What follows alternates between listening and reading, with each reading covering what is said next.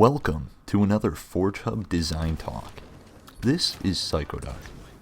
With Halo 5's Forge on the horizon, I wanted to take the opportunity to weigh in on some of the mechanics in Halo 5 and how they impact levels designed for the game. I'll be sharing some of what I have learned about designing for Halo 5 throughout this video.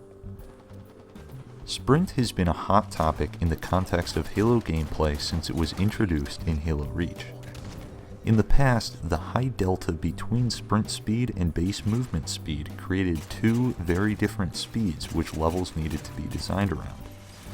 Many of Halo 4's maps in particular were made larger to accommodate the faster sprint speed and were overscaled for the base movement speed as a result.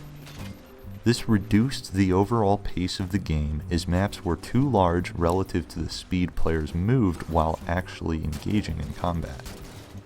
As such, sprint became a requirement for crossing the large distances present. Sprint was also used to escape engagements, lessening the punishment players received for poor positioning.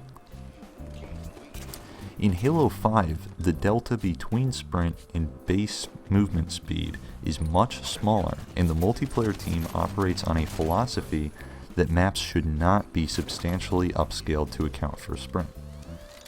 The scale of maps in the game and resultant pace of play instills a constant sense of danger, making the trade-off between being weapon-ready and sprinting an important one to consider at all times.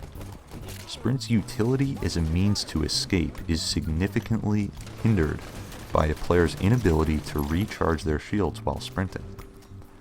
All of this results in sprint being an option for map traversal, but never a necessity.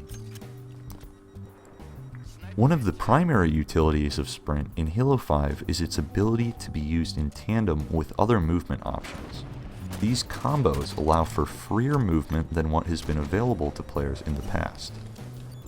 The ability to clamber has narrowed the jumping skill gap which was present in previous Halo titles, but these combos have opened up a new creative movement skill gap in its place.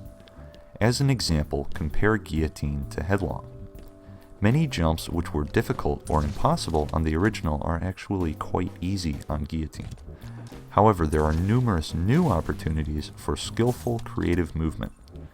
These options often force players to expose themselves, preventing them from becoming so reliable as to make a level overly porous in terms of movement.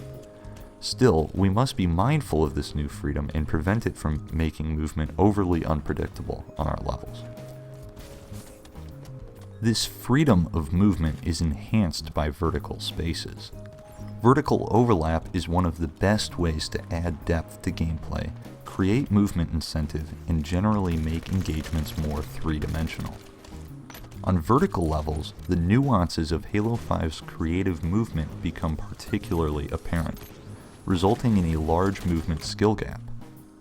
When players spend most of their time moving vertically, there is even less reliance on sprint for crossing large horizontal distances.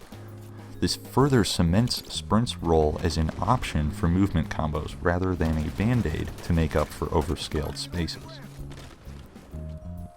Thruster is another ability with a lot of utility when paired with others for movement combos.